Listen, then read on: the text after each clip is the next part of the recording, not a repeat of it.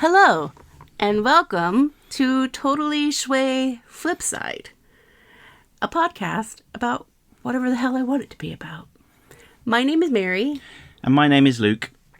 And today we are going to talk about X-Men 97, Episode 2, Mutant Liberation Begins. So last time we talked about the first episode. So this is, like I said, Episode 2. Episode 3 of the podcast, but talking about Episode 2 of X-Men. Yeah. So I like all of these episodes. You're going to hear me say that. Most of them, anyway. Except for... No spoilers. There's two of them. Only two? Okay. There's only two, I think. I'm just going to go ahead and say it. The Storm episodes could have been better. Mm-hmm. But, anywho. In this episode, Magneto finally fully returns to the X-Men cartoon. And I have some notes that I've written down because I've just rewatched the episodes, and I've got quite a few notes, actually. And the first one is, Magneto returns. Hell yeah. In star. And part of that note is he a good guy now? Thoughts, Luke? Magneto very swiftly became my favourite character in this show.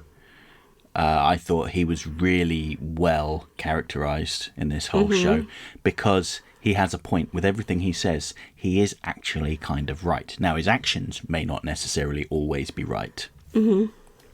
But he has a point, and that's what makes him a really good villain, is the fact that you understand where he's coming from and, in some cases, actually agree with him. What I really like, though, is how they've managed to write him the way that Chris Claremont used to write him in the old X-Men comics, with kind of, I can only call it like grandiose dialogue. Like, he uses the term smite. Yeah. Nobody says smite in this day and age. Maybe we should start saying smite more often. I think, if I'm not mistaken, they used it in Fable 2. And yes. I think that's... I knew what the word smite meant before then, but I'm like, yeah. Where have I heard it other than, like, old school TV shows? Yes, he is very grandiose, I'll say, and I love it because they play him completely straight and it works. So you'll have people like Wolverine going, oh, everyone's all pissed off, and then you'll have Magneto going, once upon a time I would have smote you with the single step of my boot. Yeah. And it works perfectly. I don't even know if I said the right word there. Smited. It's smited. Is it smited? I don't know. I think so. Smited. We'll have to look it up. It's such a rare word, I don't know how to use it. I lost my train of thought, but yeah, it works perfectly. The monologues, there's two monologues that I'm thinking of. The same one you are, when he's taken everybody up into the atmosphere. Yes, to educate them. That is so powerful. And, you also, I can't remember what the other one is, but when he was actually on trial. Yes, I think is the other one. that one, yes. Yeah. I just feel that all of the episodes, they deal with being queer, being POC. And this one is about all of those things, but it also kind of speaks on immigration. Yes. Go back to where you belong, like some of those signs and all of that. And I think the conversations and the monologues that Magneto does in this episode in particular really hit home to a lot of people in the real world. Yeah. Because it's talking about these people not liking you and them because of, and I believe he says it too, the color of your skin, your sex, who you love, all of that. Yeah. And it sucks that I wish we had an actual Magneto in the real world that would be able to do that. And just to prove a point, I don't want him to kill people, unless he has to. But it would be awesome to be able to have like a supervillain to be able to do that. I see. Unfortunately, all of our supervillains are Dickheads. low intellect billionaires that exploit people and think that makes them a genius. Mm-hmm. Anyone, this is a little tip for you. Anyone out there that describes themselves as a genius definitely is not a genius. No. The truth is likely the opposite. Yeah. I lost my train of thought now. Yeah, sorry. Yeah.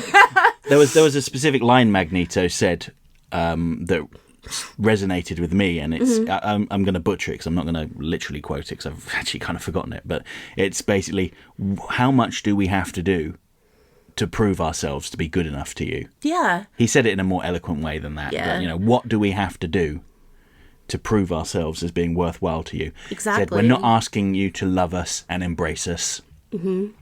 We just want you to accept that we exist and that we have a right to exist.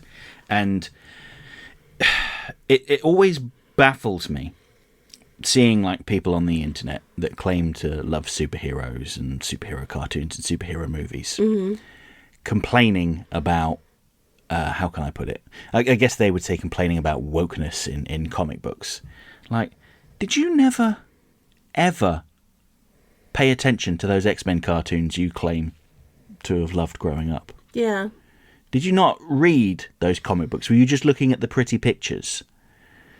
Are you that unaware of subtext? In fact, it's not even subtext. It's literal text. It's the literal message of these shows and these comics and these movies as well. What did I call it earlier when we were in the car? Because we were talking about some comments on one of Luke's videos.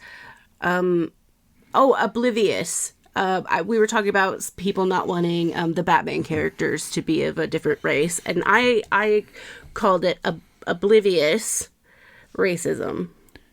But I think in this one, it's just oblivious bigotry. Well, I'm coming to the point now where I think they are mostly people just making bad faith arguments. Mm-hmm. I don't think they genuinely believe what they're saying. At least I hope they don't. I think that they are just agitators trying to drive engagement and, through these, you'll see these ridiculous videos pushed by YouTube saying, the X-Men are woke now. Here's proof that they're not. And oh my God. So I'm jumping around this episode a little bit.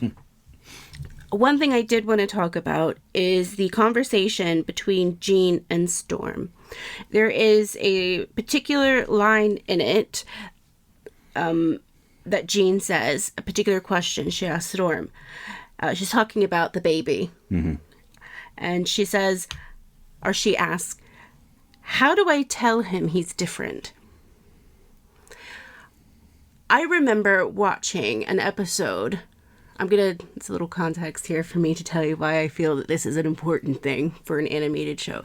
I remember watching an episode of Grey's Anatomy when Dr. Bailey had to show her son Tuck basically put his hands behind his head because they're black, and this was something that she just had to teach him just because he wasn't white. Mm-hmm. And in this... Can you elaborate on what she had to teach him? Sorry, basically, there's some racial conflict going on in the episode. And, kids are getting shot just for going home because people are thinking that, they're robbing the place. Because, oh my God, how could a person of color own a really nice house? Right. So it's hard for me as someone who's, shade 1 in most foundations to talk about this, but I'm going to try. In the States, it is hard to grow up as a male black, person. Right. And it sucks that you have to protect yourself by getting on your knees and putting your hands behind your back when a police officer points a gun at you saying, yo, stop it. Mm-hmm. And they're profiling you. Yeah.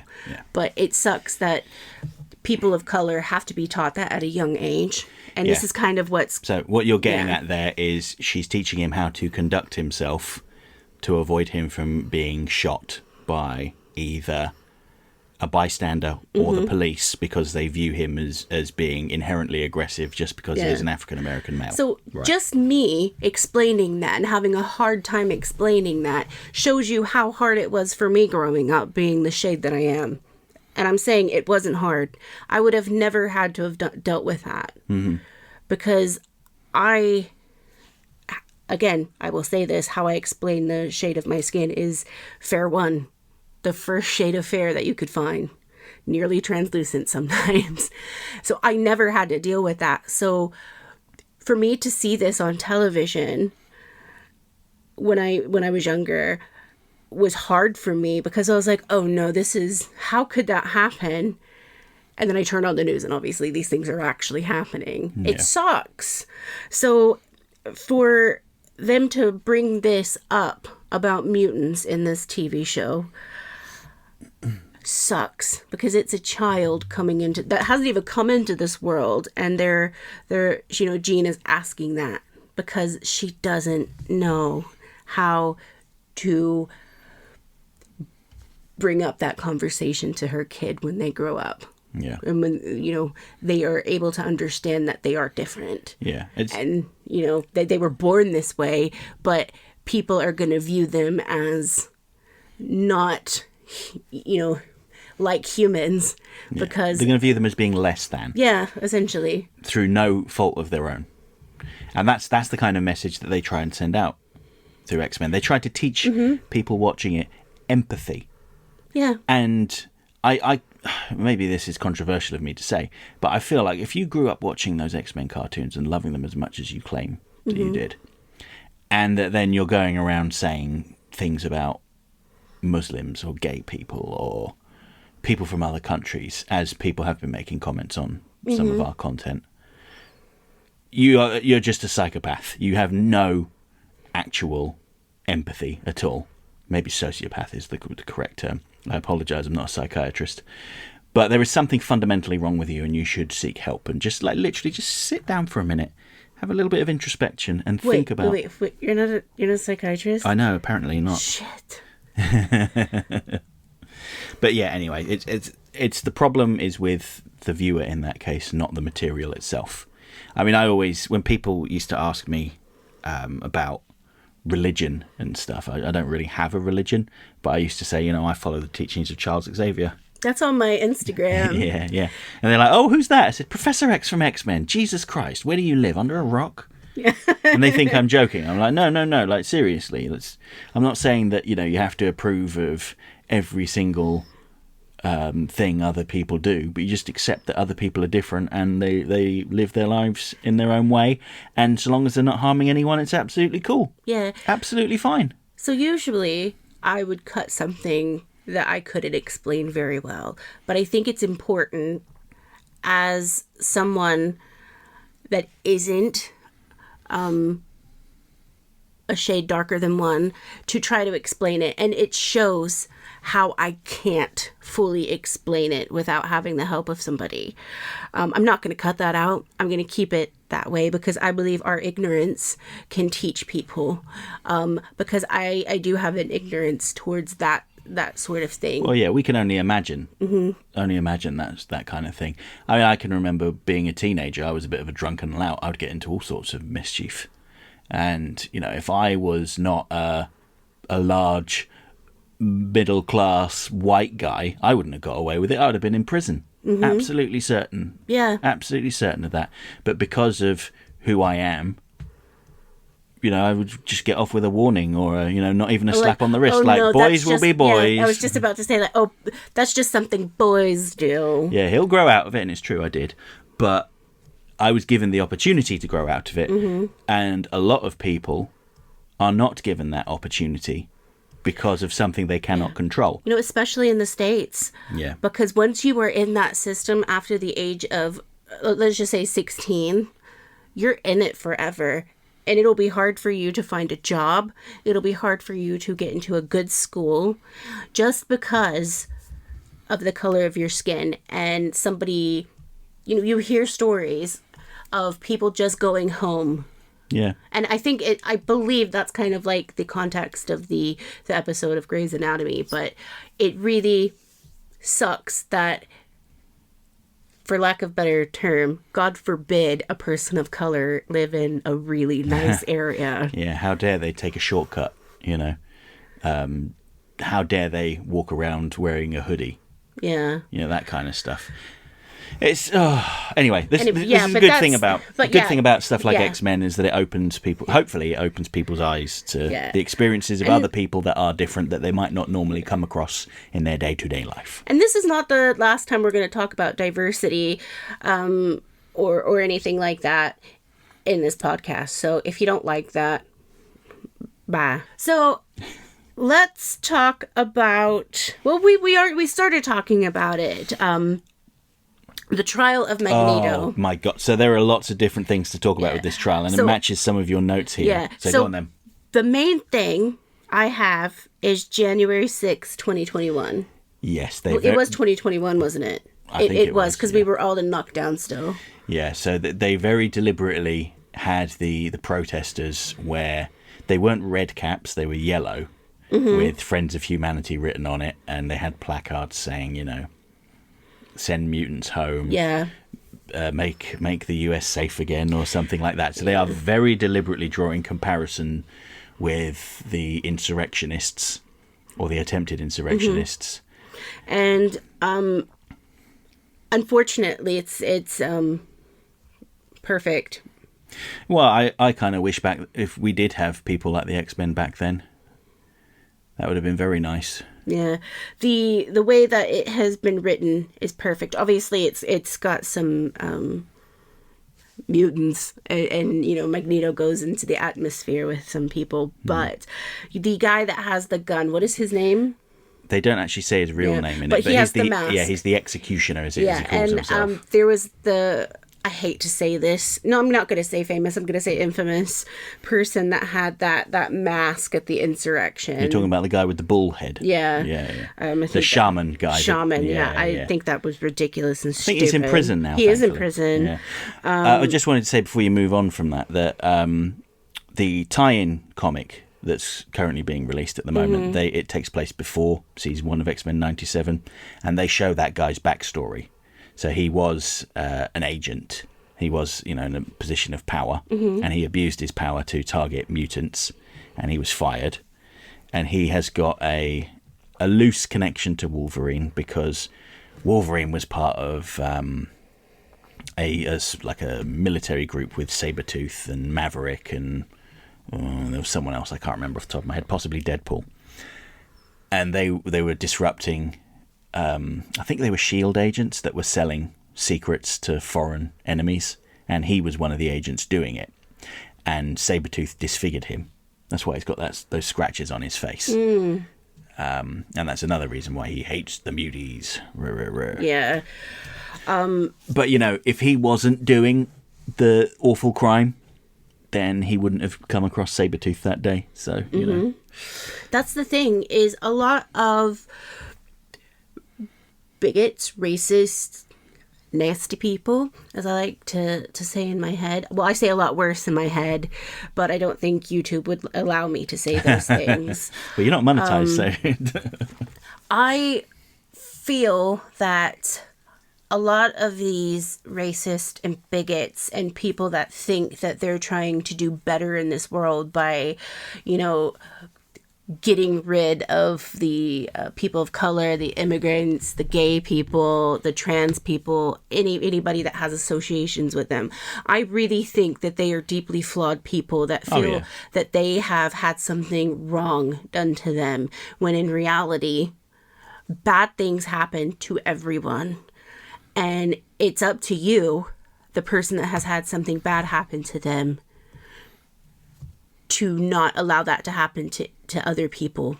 Well, there's two ways you can take it. And you can be a dumbass about it and be like the people of the world, like the people, I'm going to say it, the people that follow Donald Trump, that think that hurting other people physically or verbally is going to do something about it.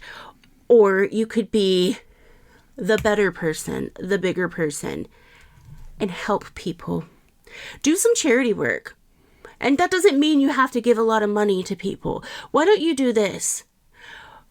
Make sure your family members are educated. Make sure that your friends are educated in important matters like racism and bigotry. Make sure that they are educated and know that there's nothing wrong with these things. People of color, just different pigment. Yeah. Gay people, guess what? Just like a different person than you. I, as someone who is queer, I don't care who I fall in love with. I mean, I'm in love with my husband. But even if my husband had been trans or a woman or non-binary, I would not have cared, because I love the person for the person, not for their gender, their religion, the color of their skin, or anything else like that for that matter. I educated my grandparents about queerness. They didn't know that I was queer. I mean, they suspected it. They did not care. And it's because I was so vocal about it. At one point in time, yes, they would have. But because I was educating them on why I watch certain TV shows or listen to certain music, it helped them form a non-antagonistic opinion, is how I like to say it, about queerness. And there's this thing as well. Like, I mean, I'm sure it still goes on, but like last year there was all this furore in the States about trans people having like, book readings that children might attend. And people, like, there were certain people that were acting like transgendered people were like this new thing that had cropped up in the last year or two, never existed before. Men wearing women's clothes is just a sign of mental illness or something like that. And it displayed a staggering ignorance. And I think that's because generally society likes to just not talk about things like that, like the otherness. They try to just kind of sweep it under the rug a little bit. And it gives the younger generations an impression that this stuff never happened before, which is not true in the slightest. I mean, even in like comic book circles, I've forgotten her name. I think it was Rachel Pollock. Was a comic book writer, and I think she was an artist as well. It was a trans creator that did Doom Patrol for DC Comics in the 80s and 90s. We love Doom Patrol. Yeah. And there's just one example off the top of my head. So we've got this whole thing in the UK as well called the pantomime.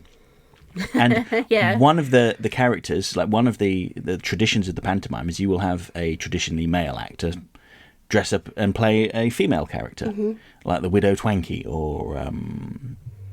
God, I can't think of anyone else off the top of my head, because it shows you how often I go to the pantomime. But it's a tradition of the theatre. You think back to Shakespeare's time, women weren't allowed to act, so all of the characters were played by men, regardless of their gender. So that means Juliet and Romeo and Juliet was played by a man. And it was socially acceptable. Yeah, there was no heads were turning. Yeah. And it's just... I despair. It's this... I don't claim to be like a hardcore intellectual or anything, but I'm not a dumbass. And these people, if they just did the slightest bit of research or open their minds... I don't know, I'm getting preachy now. I think maybe we should talk more about the actual X-Men itself. So, my thing about this is it was important that it showed the insurrection, and it actually says the word insurrection on one of the news bulletins near the end of the episode, and it uses the word insurrection, and I think that's important because I had not really heard that word very, very often used on television before January 6th, 2020, and I think we need to use those words. I mean, call it what it is, and that was important to me. So we've talked a lot about that, and the stuff we talked about it focuses around the trial of Magneto. I there is a word I have on here. Yes. The last thing I want to say is I'll quote someone from this show. It says, "You gave the monster a trial." And let's just, I'll leave you with that in terms of the trial, because we've given a lot of actual monsters trials. Well, everyone that weren't, that weren't as I do say Magneto in his heart thinks he's doing good.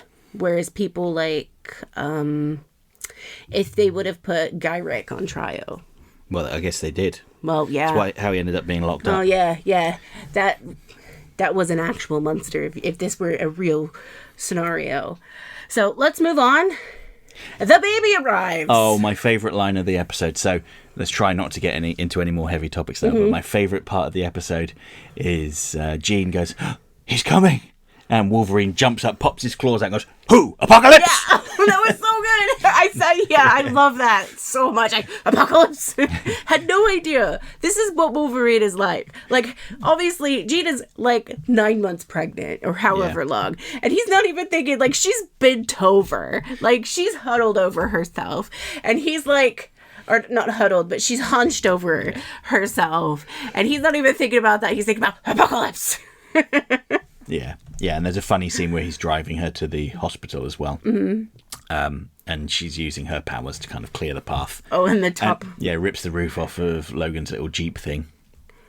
Poor guy. And then, of course, there's that we're getting into a heavy topic again if we talk about this too much, but at the hospital where the doctor refuses to perform or support the birth. So Rogue has to use her powers to learn how to do it and do it herself. I feel that that's also them sticking together. Oh, yeah. Well. I mean, it is a bit of a violation of that doctor, but he showed himself to be an awful That awful Hippocratic person. Oath was violated. Yeah, he's like, "Oh, we don't do mutant bursts because you can't control your powers." And I'm like, well, I suppose I can see where you're coming from, but you're saying it with a little bit too much glee there. You're not genuinely doing this out of concern for other people's safety. You're doing it so you can feel a little bit of power over people that make you feel small. I think because we've kind of spoken about that a lot in this episode. Let's talk about Storm. Yeah. Oh, they clearly love Storm in this series. They clearly love her. And as we all do. Yeah, here's a funny thing. So Storm is kind of also written with this grandiose dialogue. And the fact that she has white hair makes some people think she's like an elderly woman, but she's not at all. She's a young, vibrant woman. And they make that very clear in this show with her hairstyle, the way she dresses. She has a far more youthful complexion. Yeah. And it was absolutely heartbreaking to see the executioner hit her with the power stealing laser and have her powers taken away. Because with Storm, it is a little different with her powers because she feels like there's that line where it says, "I can't feel the wind anymore," or "I can't feel the breeze anymore." Yes. It's heartbreaking because she not only just has the powers, she can feel the things around her in terms of like the wind, the rain, the thunder, the lightning, and it just sucks and it's heartbreaking. And Magneto relates to her because he feels the magnetic field over the planet. He has a connection to the planet that we'll see later on. And it's almost like Storm has been castrated to continue the unpleasant metaphor about the way that homosexuals were treated in the past. And Magneto's rage is evident in the way that he speaks and the way that he acts, and he pulls the judges and the executioner up to space with him. And I genuinely hoped he would just drop them. But instead he takes them up to the edges of the atmosphere and shows them the planet and say, "This is the perspective you need to take. I am going to be the bigger man. I could This is what Charles would do." Yeah. "I am genuinely trying to turn over a new leaf, and you are testing me. You are really testing me." And he lets them go. Yeah. Of course, the executioner ends up going to prison. So, going back to Storm. Yeah, sorry. I told you Magneto was my favourite. although I love this episode for many reasons, and this is one of the reasons, because I feel taking it away from her is only whenever she does, if she does get back her powers, it's only going to make her stronger, and it's going to make her, you know, it's that whole the heart grows fonder type of thing. But I just, you see in the animation and in the voice acting how absolutely dreadful this is for her. Yes. Now, the episodes that follow that are about Storm, I will get to those, because there's going to be a couple episodes that are just going to be together in our podcast. And there's a reason why, because I just feel that like this could have been an email type of thing. Episode 4 and episode 6 specifically. Yeah. It could have been an email. Yeah, but we'll talk about that. Yeah. Probably not next time, maybe the time after. And then the last thing that we have to talk about, we don't have to say a lot about it, is Jean comes home. Yes, yeah, and that's an excellent cliffhanger, having another Jean turn up at the door asking for the help of the X-Men. Yeah. Well, which we will find out. We assume that she is the actual Jean. We don't really know for certain. Yet. No, they don't say for certain. Oh, well, it's my opinion. They hint at it. They do hint at it. Yeah. But, yeah. So I think we should end this part of the podcast there, because that's kind of where it ends in the show. And yes, we did talk a lot about like diversity and stuff like that. I'm going to say this, and I'm going to be upfront and 100 with you guys. If you have an issue with us talking about that in multiple episodes of our podcast, you don't have to listen to it. I would rather you come back when we're talking about something else. If you then you put a silly comment, because that's not the type of engagement I want or need in my life. This is something I talk about on a daily basis, and I think talking about it on the podcast just shows little bits of my real life. And unfortunately, there are people in this world that don't like you talking about diversity of any kind, and they're just shitty people. Yeah, and I mean, nobody likes being lectured at. Mm-hmm. But at the same time, if someone's talking to you about being empathetic, what I'm trying to say is, if you don't want to listen to it, you can turn it off. I really don't care if you are listening to my podcast. If you or one of those people that don't like diversity. So basically what I'm saying is, if you don't like it, goodbye. If you do like it, thank you so much for listening. I suspect we probably are preaching to the choir a little bit. Okay, cool. I love preaching to that choir. I will stand up in my rainbow robe and say, Magneto is with me.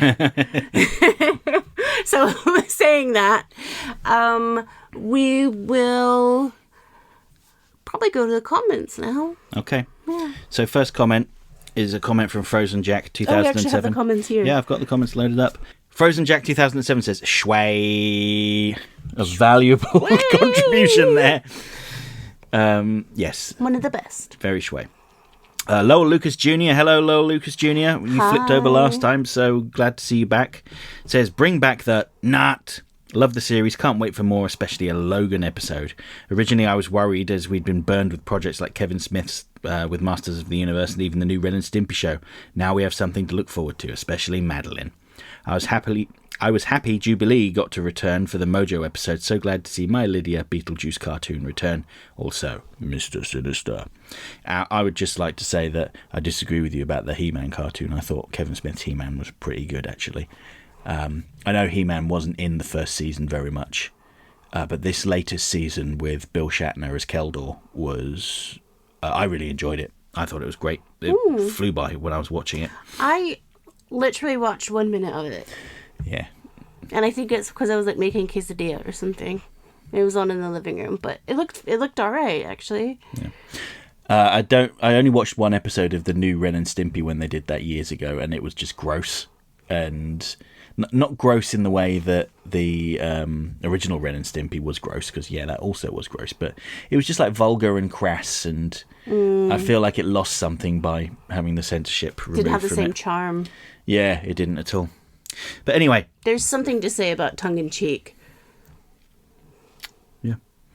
So next comment, David Carney. Hello, David. Hey, David. I'm just starting to get back into the X-Men because Gail Simone is taking over Uncanny X-Men comic in the summer.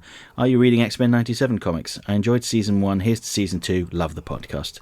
Thank you. Thank you, David. Thank you as ever. I mentioned it earlier, but I am reading the X-Men 97 comics, and I must admit I'm a bit of a problem because I've been buying some of the variant covers as well.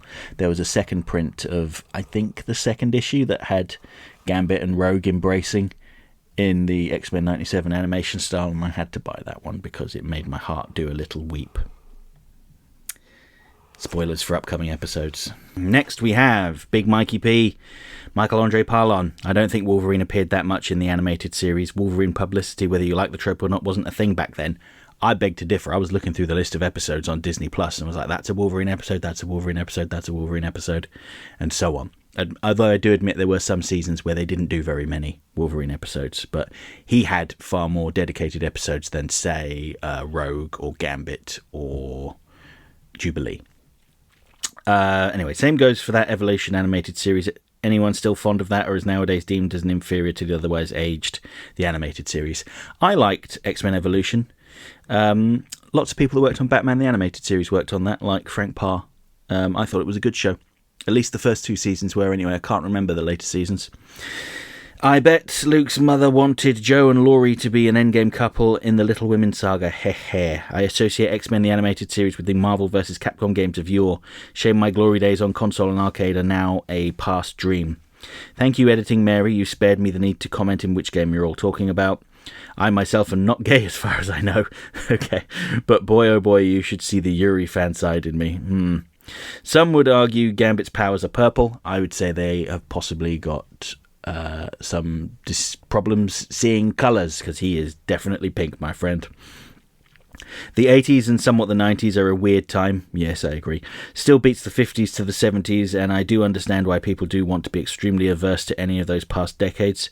After all, there will be a time when me and others would rather not fondly reminisce about things in the early 2000s. Must say there sure is an increasing view from Gambit is gay to what the heck is Rogue doing, the witch? Seriously though, what the heck has happened to her? The lack of Wolverine publicity in X-Men 97 should be a natural thing even for newcomers. Earth 92131 is basically a universe where Peter Parker and Harry Osborn aren't exactly best buddies, and where Gwen Stacy isn't a thing, Spider-Verse incident aside. And for all we know, we might even get an unfunny, dead serious Deadpool later on in the show. Cyclops being a sudden badass in this show brings to mind the supposed DCAU Wonder Woman suddenly having her new 52 sword and shield in the jail versus Fatal 5, but less jarring. I'm still neutral on this Roberto, though, akin to Jessica Cruz in the aforementioned Fatal 5 movie. Wish the Sentinels getting cast aside moment was made more meaningful with the appearance of Neo-Sentinels that look eerily similar to the ultra-lethal ones in the Days of Future Past live-action movie. Let the past die, for the future is dark. Storm getting some more spotlight kind of makes sense. She was, after all, the only X-Men who assisted Spider-Man in the Secret Wars arc of Spider-Man the animated series, although the real-life reasons for that may be a bit disappointing. The 90s surely needed voice chat, not unlike how the early 2020s voice actors did, plus Aang's voice actor for Avatar The Last Airbender. Oh, and gotta love the hammy speeches from her. No wonder Spidey was weirded out in his Mutant Agenda arc.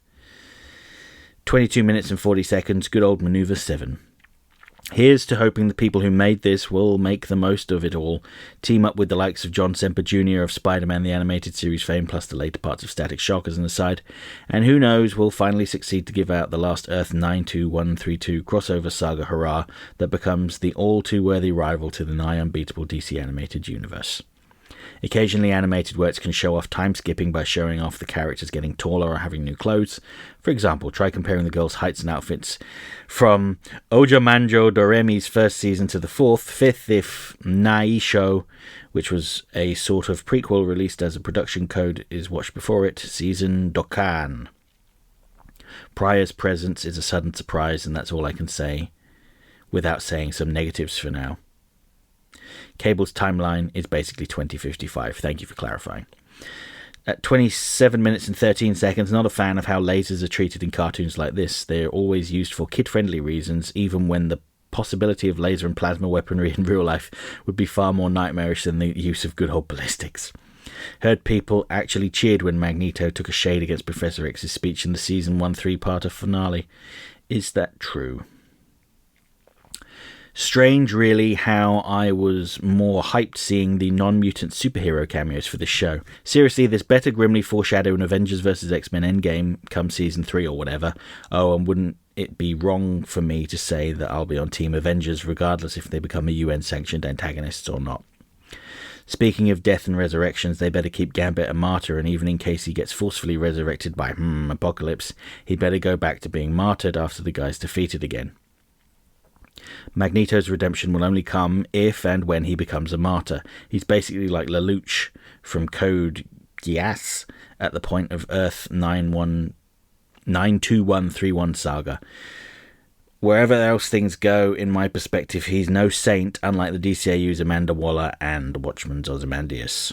Also, Che Guevara needs permanent demonization. Men like him, Mao Zedong and Lenin need to be truly exposed for all their irredeemable sins and false idolatries.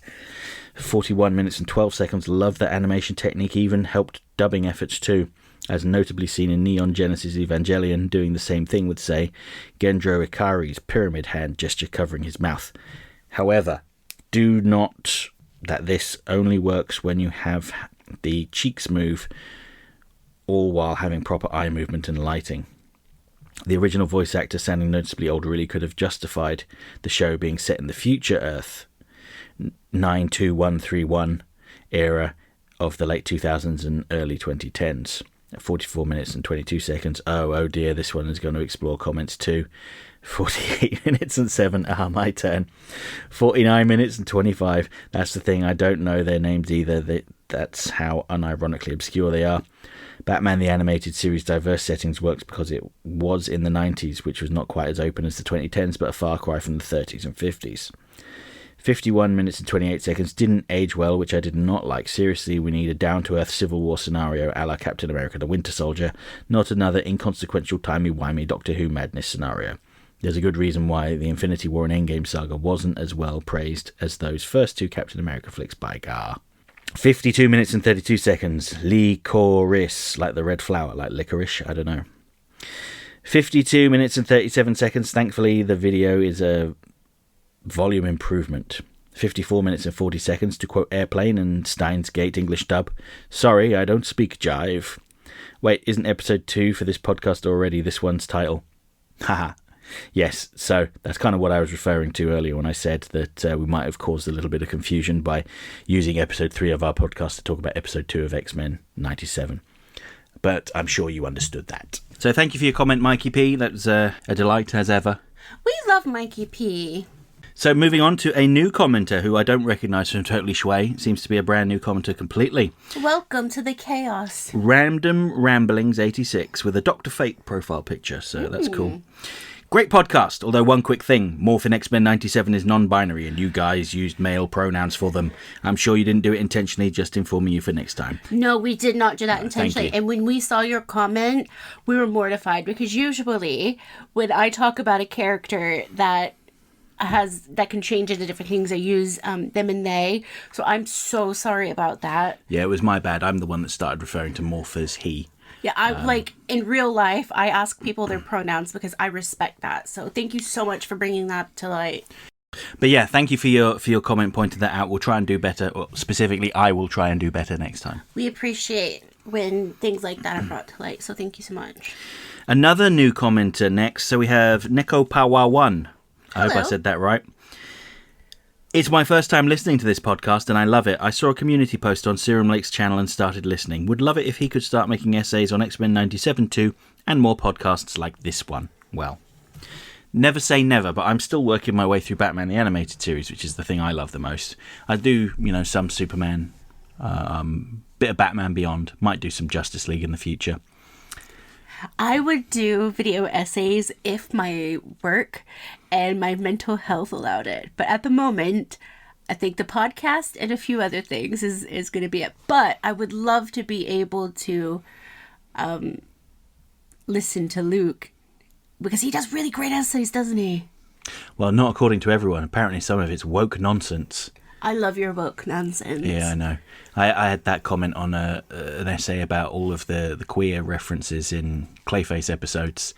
And he's like, the creators did not intend this. Rah, rah, rah, rah, rah. And I'm like, you don't know Brad Rader. I was about to say, he's never actually looked into the creators, has he? No, even though in that video I had a quote from Kevin Altieri saying that Clayface and Teddy were lovers.